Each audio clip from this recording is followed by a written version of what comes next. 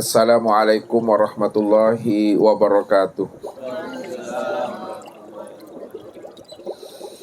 Alhamdulillah. Alhamdulillahilladzi nawwir qulubana binuri ma'rifati wal yakin wa adkhilna ma'al awliya'i wassalihin. Wassalatu wassalamu ala sayyidina Muhammadin nabiyyi sayyidil mursalin wa ala alihi wa sahbihi rasulillahi ajma'in.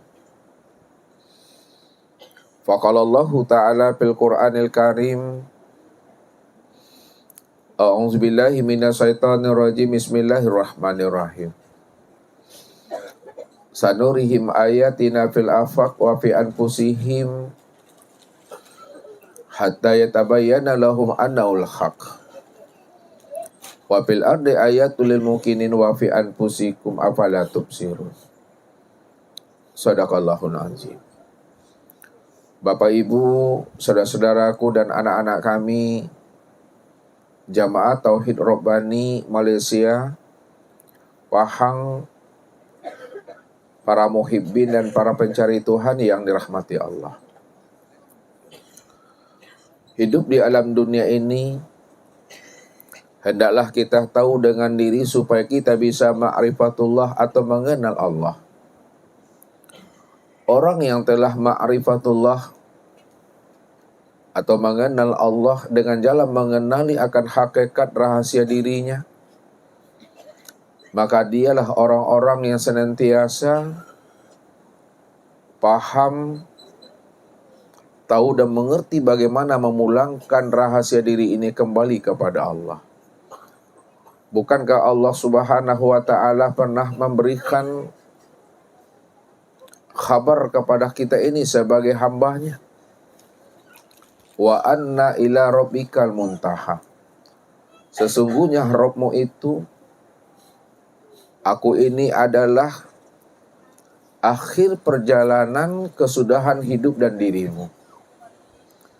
Kalau Allah telah menjelaskan akan rahasia dirinya kepada hambanya, bahwa Allah itu adalah akhir kesudahan perjalanan hidup dan diri kita, itu artinya bahwa satu saat kita pasti akan pulang dan kembali kepadanya. Karena Allah itu menjelaskan kepada kita dengan terang, dengan gamblang, inna lillahi wa inna ilaihi raji'un. Sesungguhnya asal dirimu adalah aku, maka tentu pulang dan kembali kepada aku, kata Allah. Kalau kita yakin, paham bahwa Allah itu adalah asal daripada diri kita, dan kita tahu juga suatu saat kita akan pulang dan kembali kepada dirinya, maka ketika kita masih hidup di alam dunia atau di alam syahadah ini, sebelum roh itu melepaskan akang cangkangnya, melepaskan akan tubuh jasmani atau tubuh yang zahir ini, maka di alam dunia dan di alam syahadah inilah Bapak Ibu, kita mesti telah mengenal Allah itu dengan pengenalan yang sempurna, zahir dan batin. Supaya kita benar-benar mampu memulangkan rahasia diri ini kembali kepada Allah dengan sempurna dan baik. Maka orang yang tidak mampu mengenali akan Tuhannya, dan dia juga tidak mampu memahami akan asal-usul dirinya, maka dialah sebenarnya yang dikatakan Allah sebagai jahil murakkab. Jahil murakkab itu Bapak Ibu adalah bersusunnya dua kejahilan pada dirinya. Jahil yang pertama, dia tidak mengenal akan Tuhannya. Dan jahil yang kedua, dia tidak mengenal akan rahasia dirinya. Maka ketika dia tidak mengenal akan Tuhannya dan juga dia tidak mengenal akan siapa dirinya, maka disitulah dikatakan telah bersusun dua kejahilan pada dirinya. Maka dialah sebenar-benarnya orang yang dikatakan Allah adalah orang yang buta dan orang yang tersesat nanti jalannya di akhirat itu. Ini yang Allah utarakan kepada setiap kita. supaya kita mampu mempergunakan kecerdasan rohani dan akal fikir untuk memahami setiap apa yang Allah sampaikan kepada kita ini. Wa man kana fi hazil a'ma fahuwa fil akhirati a'ma wa adallun sabila. Barang siapa yang buta di dunia, pasti dia buta juga di akhirat. Wa adallun sabila. Dan dialah orang yang tersesat, kata Allah. Kalau kita pahami makna ayat ini secara makna hakiki, buta yang bagaimana yang dikatakan Allah di dalam surat Bani Israel ayat 72 ini, Bapak Ibu? Apakah buta mata yang ada di kepala ini atau butanya mata hati yang ada di dalam dada? Ini yang diingatkan Allah selalu kepada diri kita. Di dalam surah Al-Hajj ayat 46, apa kata Allah? Fa innaha la ta'mal absar walakin ta'mal qulub allati fi sudur. Sesungguhnya yang aku katakan buta itu, kata Allah, bukanlah buta mata zahirmu yang ada di kepalamu, akan tetapi butanya mata hatimu yang ada di dalam dada. Maka orang yang buta mata hatinya itu adalah orang yang tersesat dan tempatnya nanti adalah di neraka. Kalau Allah menjelaskan, Bapak Ibu, orang yang buta mata hatinya adalah orang yang tersesat dan tempatnya di neraka. Maka buta yang bagaimana yang Allah maksudkan dengan butanya mata hati sebagai orang yang tersesat dan tempatnya di neraka? Ini maknanya, Bapak Ibu. Siapa yang tidak mengenal aku, kata Allah, di dunia ini, di alam syahada ini, maka di akhirat pun dia juga tidak akan pernah dia mengenal akan aku. Siapa yang tidak mengenal aku di waktu hidupnya, maka ketika mati pun dia juga tidak akan pernah mengenal aku. Siapa yang tidak mengenal aku, yang telah wujud dan nyata, sempurna pada dirinya, maka dia juga tidak akan pernah mampu mengenal aku yang telah wujud dan nyata di luar dirinya pada segala sesuatu dan sempurna wujud aku pada dirinya. Padahal Allah menjelaskan kepada diri kita, ala innahu bikulli syai'in muhit. Ketahuilah, kata Allah, akan wujud nyatanya diriku ini, bahwa wujud nyatanya diriku ini telah meliputi akan segala sesuatu. Akan tetapi kesempurnaan akan wujud nyatanya diriku ini pada segala sesuatu, maka sempurna pada dirimu masing-masing, kata Allah. Ini yang Allah utarakan kepada diri kita ini. Inna rabbaka akhatta bin nas. Sesungguhnya Rabbmu itu, aku ini, kata Allah, sudah sempurna meliputi akan wujud dirimu. Bahwa wujud dirimu itulah kesempurnaan memandang nyatanya akan diri aku, kata Allah. Tapi kenapa kamu tidak mampu memahami akan kewujudan nyatanya aku pada dirimu itu, kata Allah. Maka disinilah Allah mengajak kita ini untuk meniti ke dalam diri, untuk ikrar dan menyenter serta menyilau kita ke dalam diri kita ini. Awalam yatafakkaru fi anfusihim balil insanu ala nafsihi basyira. Kenapa kamu tidak mau mempergunakan akal fikirmu? Siapa sebenar-benarnya yang menjadi rahasia dirimu, kata Allah. Maka Allah tanyakan kepada diri kita ini, wa fi anfusikum afala tubsirun.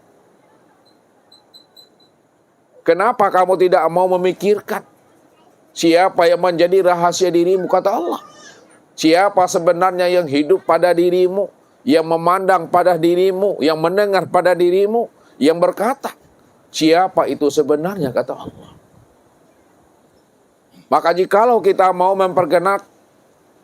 kita mempergunakan kecerdasan rohani dan akal fikir kita, walaupun itu sesaat dan sedetik, maka disitulah kita mampu mengenali seakmal diri dan sejati diri kita. Supaya hidup kita ini tidak dicap oleh Allah sebagai orang yang buta dan orang yang tersesat. Inilah Bapak Ibu, kenapa kebanyakan isi neraka jahanam itu Diceritakan oleh Allah kepada kita ini, penghuninya adalah jin dan manusia. Itu disebabkan kata Allah, lahum qulubun la yafqahuna biha. Mereka kami berikan namanya hati, tapi mereka tidak mampu memahami siapa yang berkehendak di dalam hatinya itu. Walahum a'yunun la yubsiruna biha. Mereka juga kami beri namanya penglihatan, tapi mereka juga tidak mengerti siapa yang memandang dan melihat pada dirinya itu. Walahum azanun la yasma'una biha. Mereka kami beri namanya telinga, kami beri namanya pendengaran, tapi mereka juga tidak mampu memahami dan menyadari siapa sebenarnya yang mendengar pada dirinya itu. Maka inilah yang menyebabkan mereka itu sebagai penghuni neraka jahanam itu. Ini yang Allah katakan kepada diri kita. Walaqad zaraqna li jahannama katsiran minal jinni wal insi. Sungguh kebanyakan, kata Allah, penghuni daripada neraka jahanam itu adalah manusia dan jin. Mereka punya hati, tapi mereka tidak mampu memahami yang berkehendak pada hati itu. Mereka itu punya penglihatan, punya mata, tapi mereka tidak mampu memahami siapa yang melihat pada mata itu. Mereka juga kami beri namanya pendengaran, kata Allah. Kami beri mereka itu telinga, tapi mereka tidak mampu memahami siapa yang mendengar pada telinga itu. Maka orang-orang yang demikian, kata Allah, kami umpamakan mereka itu kal an'am balhum adol. Taubanya mereka itu, kata Allah, sama seperti hewan ternak. Bahkan mereka itu lebih ternak lagi daripada hewan ternak. Hewan ternak, Bapak Ibu, dikatakan ia sesat karena dia tidak diberikan Allah namanya akal dan pikir. Kalau masalah memandang, melihat, kita melihat, dia juga bisa melihat. Dikatakan kita mendengar, binatang itu juga bisa mendengar. Begitulah sebenarnya. Makanya binatang itu dikatakan tersesat. Tapi kenapa manusia itu Allah katakan dia itu lebih sesat daripada hewan ternak? Dia diberikan Allah namanya hati, diberikan Allah namanya penglihatan, diberikan Allah namanya pendengaran, diberikan Allah namanya akal. Tapi mereka tidak mampu mempergunakan kecerdasan rohani dan akal fikirnya untuk ikra dan menilik, memahami siapa dirinya. Maka ketika itulah Allah katakan, ulaika kal an'am bal hum adall. Mereka itu lebih sesat daripada hewan ternak. Ulaika humul ghafilun. Mereka lah sebenarnya orang-orang yang lalai, kata Allah. Maka jikalau kita ingin hidup selamat dunia dan akhirat, kita ingin dipertemukan Allah nanti di akhirat dalam satu komplek perumahan di surga itu, maka kenalilah diri kita ini. Pahamilah sejati diri kita ini, supaya kita bisa mengenal Allah yang telah wujud dan nyata menjadi rahasia diri kita ini. Maka ini yang Allah ingatkan kepada diri kita ini melalui lisan para nabi dan para rasul, Bapak Ibu. Berapa banyak nabi dan rasul diutus oleh Allah untuk mengajak kita ini mengenali akan sejati diri kita itu. 124.000 nabi, Bapak Ibu. Semuanya mereka itu mengajak umat itu bisa dia mengenal dirinya, supaya dia bisa mengenal dan memahami siapa Tuhannya. Dari 124.000 nabi, itu adalah orang pilihan. Maka dipilih lagi yang terbaik dari 124.000 nabi itu. Itulah 315.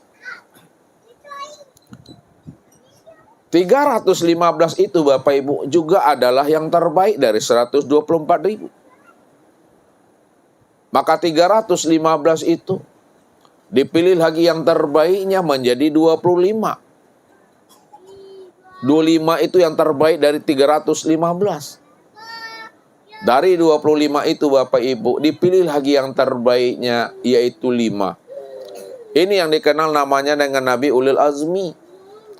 Dari yang 5 itu Bapak Ibu, dipilih lagi yang terbaiknya, yaitu 1. Yang 1 itu adalah Nabiuna Muhammad Sallallahu Alaihi Wasallam. Maka sekalian para nabi dan para rasul, apapun dakwah, seruan, ajakan mereka untuk mengajak kita ini mengenal akan Allah, maka sempurnalah seruan dakwah Nabi dan Rasul itu kepada baginda Rasul Nabiuna Muhammad Sallallahu Alaihi Wasallam. Maka inilah yang Allah bukakan tabir-tabir akan rahasia dirinya, supaya umat itu mampu, paham dan mengerti siapa sebenarnya Nabiuna Muhammad Sallallahu Alaihi Wasallam itu. Maka ini yang Allah jelaskan kepada kita.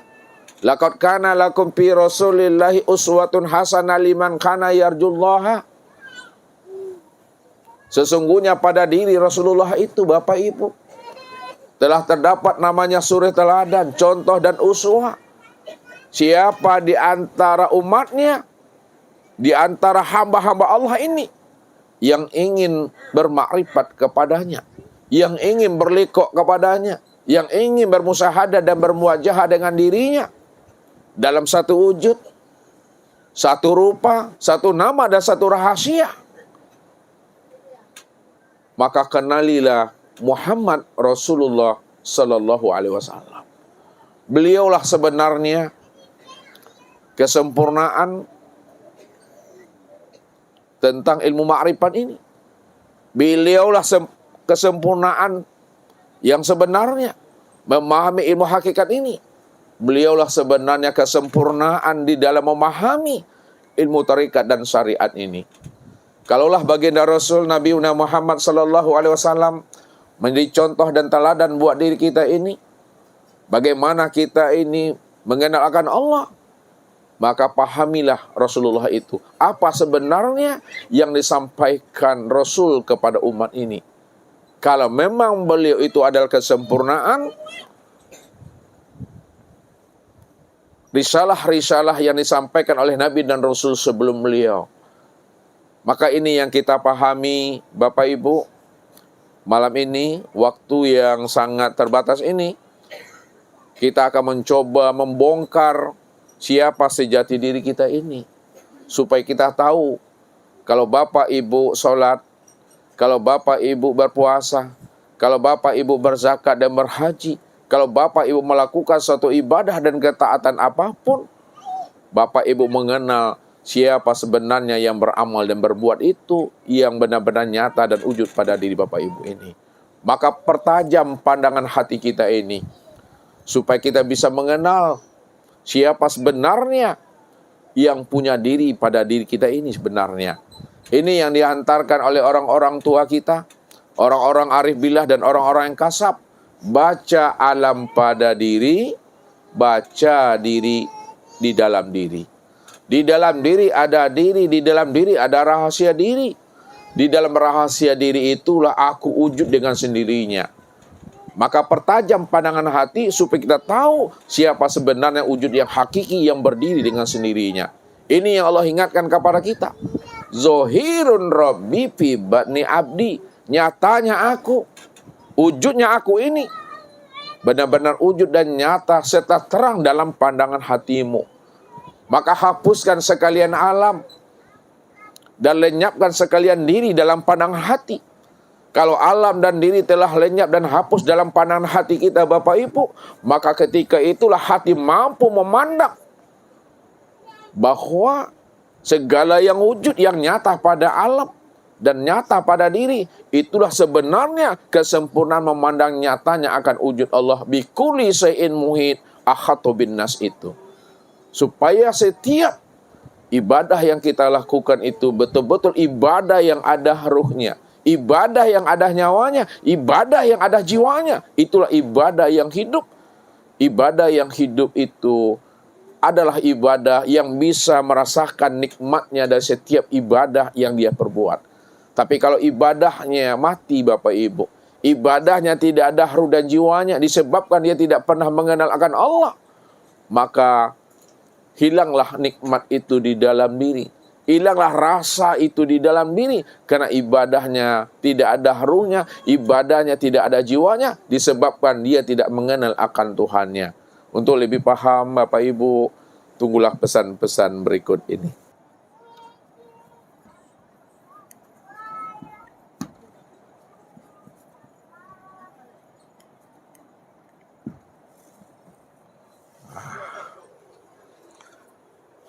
Kelihatan Bapak Ibu? Tampak? Tapi Ustadz jelas enggak ya? Jelas. Kalau tak nampak Bapak Ibu melihat Ustadz, itu apa namanya itu Pak? Butuh sange itu Pak Rafali. Ya, jadi pandangan itu kita latih. Lihat memandangnya.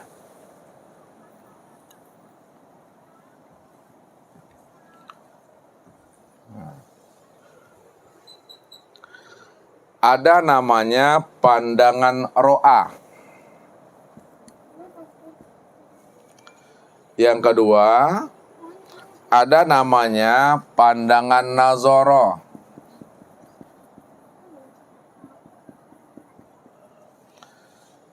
Yang ketiga, ada pandangan basira.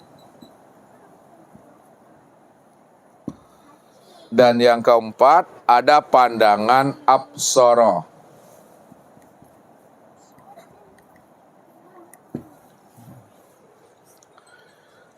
Jadi Bapak Ibu, ro'a, nazara, basira, dan absar artinya ini sama.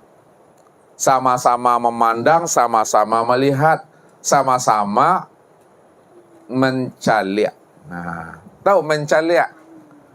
Menengok, melihat. Nah, kita lihat. Nah, pandangan ro'a ini melihat dengan mata zohir. Ini pandangan ro'a. Pandangan ro'a itu memandang itu dengan mata zohir.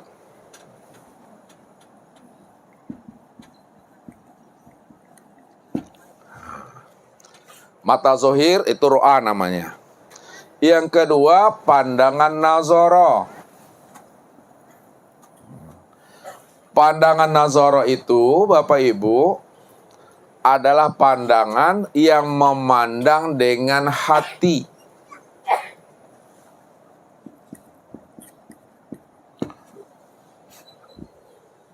Yang ketiga adalah pandangan basira. Basira itu memandang dengan pandangan mata hati.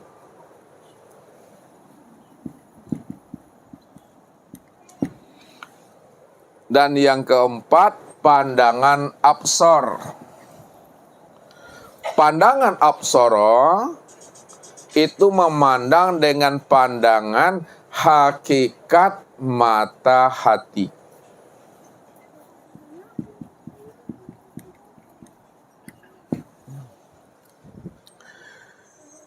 Jadi keempat-empat pandangan ini Bapak Ibu mesti kita gunakan, kita asah dan kita pertajam, sehingga setiap yang kita lihat ya, kita mampu memandang isi dalamnya dari setiap gerak ini.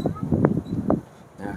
Kalau kita tidak mampu memandang isi dalam dari setiap gerak, maka pandangan kita itu masih dikatakan pandangan zohir namanya. Ini yang membuat kita nanti menjadi orang yang buta, orang yang tertipu, atau orang yang takicu di antara. Sampai-sampai Nabi ini mengatakan kepada umatnya, "Man nazara ila say'in ma lam yarallaha fihi fahuwa batil." Barang siapa yang mampu memandang kepada sesuatu, bisa dia memandang ayahnya, memandang ibunya, suami, istri, anak, cucu, dan menantunya. Bisa dia memandang jemaah dan gurunya. Tapi dia tidak mampu memandang Allah yang telah wujud dan nyata pada ayah ibunya, pada suami istri anak cucu dan menantunya, pada jamaah dan gurunya, tak mampu dia memandang, maka itulah pandangan yang berdosa. Pandangan yang tidak bernilai ibadah, pandangan yang hampa dan sia-sia.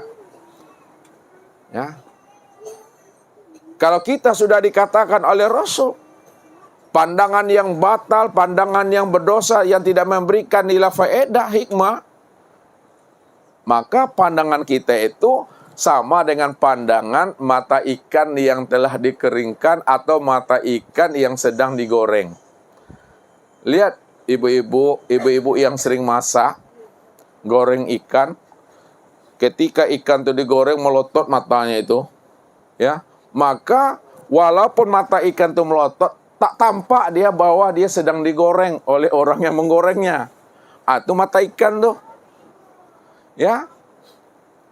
Kita diberi Allah mata, tapi kita tidak mampu memandang siapa sebenarnya yang memandang pada saat memandang itu. Nah, mampu kita memandang seperti itu, maka itulah pandangan mata ikan itu, Bapak Ibu. Pandangan yang tidak memberi faedah dan manfaat buat dirinya. Itulah pandangan berdosa. Nah, maksud Ustadz, dari semua kalam, dari semua kata dan uraian Ustadz ini, Ustadz akan menghantarkan kepada diri Bapak Ibu ini, dari setiap amal yang kita perbuat, siapa sebenarnya yang beramal dan berbuat itu pada saat Bapak Ibu beramal dan berbuat. Apakah ada di Bapak Ibu di situ atau tidak? Ini yang mau Ustaz terangkan. Supaya Allah tidak mengatakan dan tidak mencap diri kita ini termasuk orang yang buta sange, Bapak Ibu.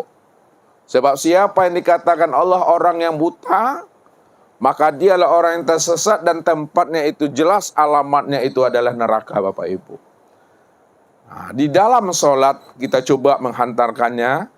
Ya, karena kita ini banyak yang muda-muda kan, dan sedikit banyak orang yang tua-tua, ya. Tapi kita mencoba memahaminya tentang sholat dulu, menghantarkannya.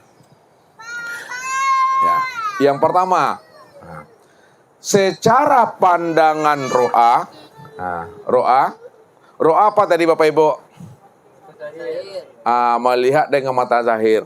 Secara pandangan ro'a, ketika Bapak Ibu sholat maghrib barusan ini atau isya, maka yang nampak pada mata zahir yang sholat itu adalah tubuh.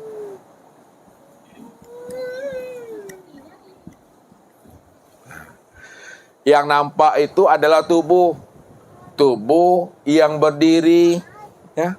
Tubuh yang rukuk, tubuh yang sujud, tubuh yang duduk. Nah, kita lihat nih Bapak Ibu.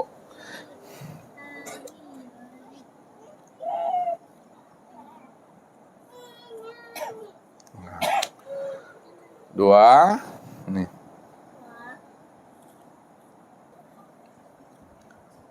Udah cantik ya. Kemudian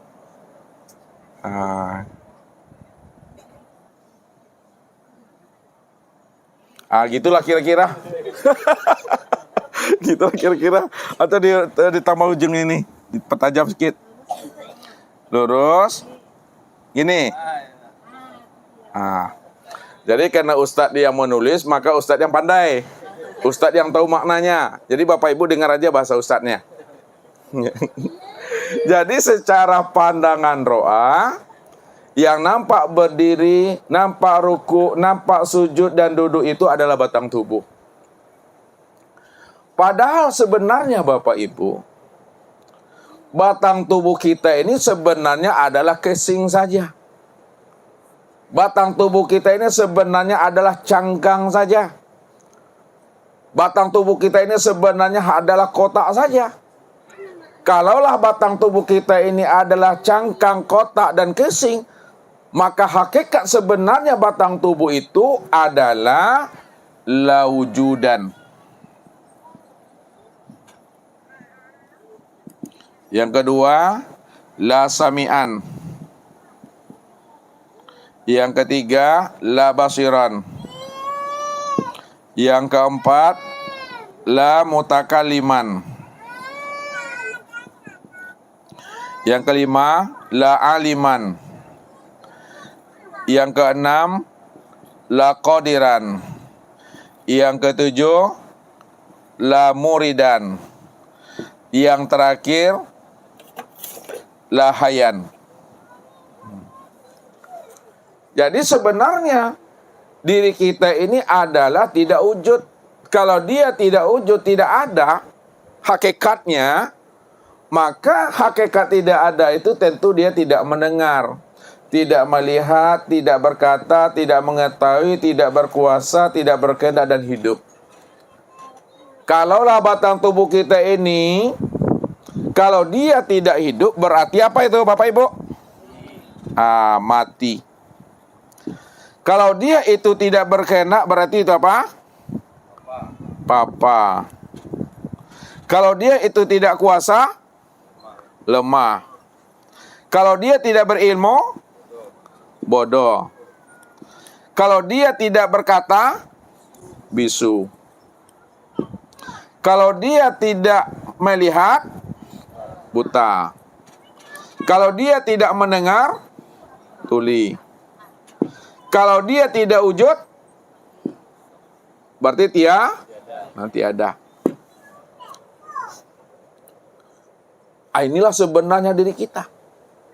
Maka dalam pandangan, ya, kiasnya, batang tubuh Bapak Ibu ini diibaratkan, diumpamakan sebuah bingkai cermin. Tubuh Bapak Ibu ini diibaratkan sebuah bingkai cermin. Bukan cermin Bapak Ibu ya, bingkai cermin. Kayak gini.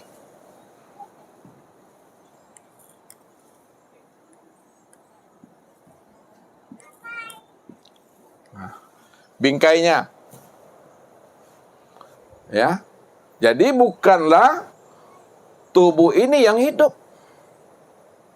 Bukanlah tubuh ini yang bergerak. Dalam pandangan nazarah. Dalam pandangan ro'a, nampak dia yang bergerak, nampak dia yang berdiri, nampak dia yang ruku, nampak dia yang sujud, nampak dia yang duduk. Tapi kalau kita tilik dengan pandangan nazarah Bapak Ibu, nazarah itu pandangan apa? Pandangan hati. Sebenarnya yang bergerak, yang berdiri, yang sujud, yang duduk itu bukanlah tubuh, akan tetapi adalah ruh.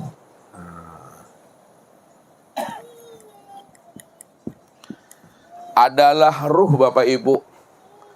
Buktinya Bapak Ibu, ya. Kalau tidak ada ruh, bisakah tubuh ini hidup? Bisakah telinga itu mendengar? Bisakah mata itu melihat? Bisakah mulut itu berkata? Enggak pernah bisa. Berarti yang membuat tubuh ini bisa melihat, mendengar dan berkata, hidup dan bergerak, itu karena ada ruh sebenarnya. Ini pandangan hati. Ya. Pandang dengan mata zahir, tilik dengan pandangan hati. Rupanya bukan tubuh ini sebenarnya yang hidup. Bukan tubuh ini sebenarnya yang bergerak. Bukan tubuh ini sebenarnya yang melihat dan mendengar, berkata, mengetahui, berkuasa dan berkehendak. Tiada lain adalah ruh.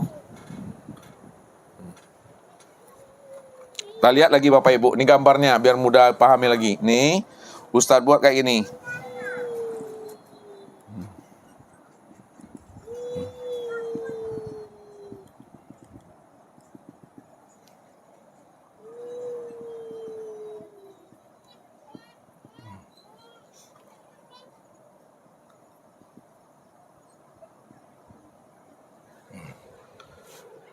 Itu adalah ruh sebenarnya Bapak Ibu. Ya, kalau tidak ada ruh ya nggak hidup tubuh itu. Jadi di dalam tubuh itu nampak isinya, itu ruh sebenarnya menggerakkan ini ya. Ini yang Ustadz maksudkan tadi. Baca diri di dalam diri. Bahwa pandangan zahir nampak tubuh ini dirinya. Tapi dipandang dengan pandangan hati, yang nampak diri itu adalah ruh sebenarnya. Ya. Jadi untuk melihat ruh, melihatnya kepada tubuh.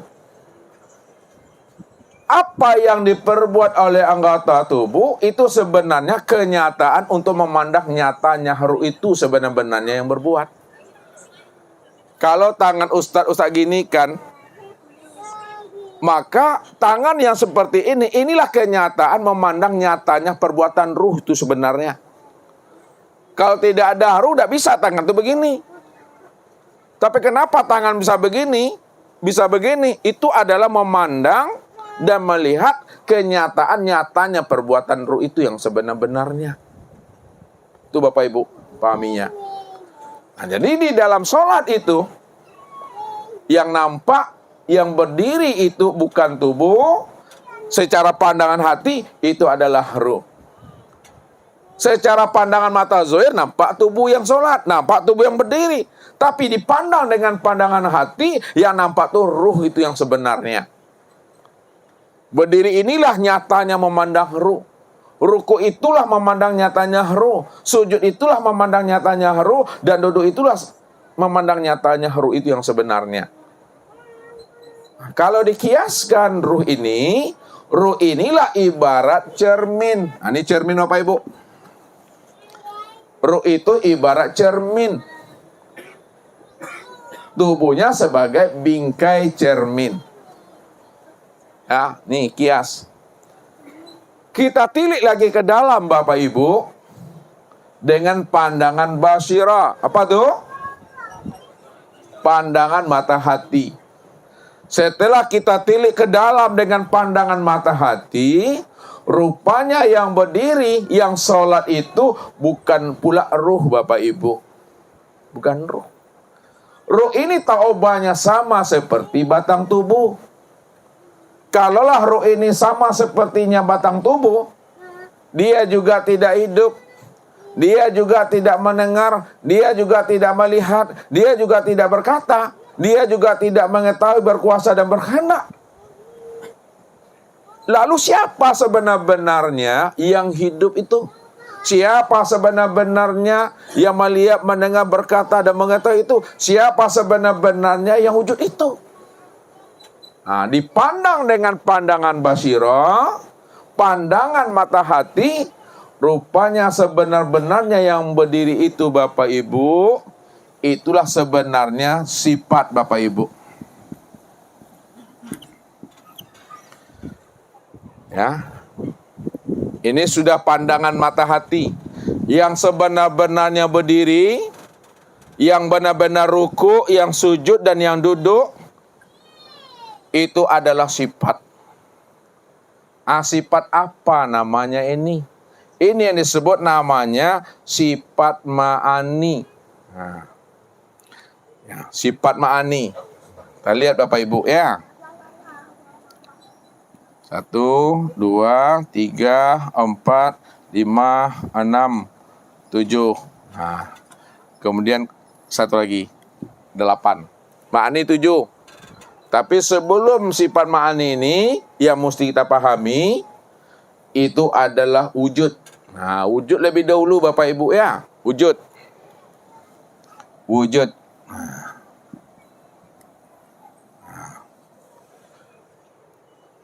Si wujud itulah sebenarnya yang berdiri itu. Si wujud itulah sebenarnya yang ruku. Si wujud itulah sebenarnya yang sujud. Si wujud itulah sebenarnya yang duduk. Kalaulah si wujud itu yang sebenarnya berdiri, ruku, sujud, dan duduk, siapa si wujud itu? Si wujud itulah sebenarnya yang sama. Si wujud itulah sebenarnya yang basar. Si wujud itulah sebenarnya yang kalam. Si wujud itulah sebenarnya yang ilmu. Sujud itulah sebenarnya yang kudrat. Sujud itulah sebenarnya yang iradat. Sujud itulah sebenarnya yang hayat. Kita lihat wujud ya. Itu artinya ada, Bapak Ibu. Sama artinya apa? Sama? Sama itu artinya mendengar. Basar, melihat. Kalam, berkata. Ilmu, mengetahui. Kudrat, kuasa. Iradat, kehendak. Hayat, hidup. Kalaulah si wujud itu artinya ada, sama artinya mendengar, basar artinya melihat, kalam artinya berkata, ilmu artinya mengetahui, kudrat artinya kuasa, iradat artinya berkehendak, dan hayat artinya hidup, ya. Maka kita lihat siapa sebenar-benarnya yang wujud itu.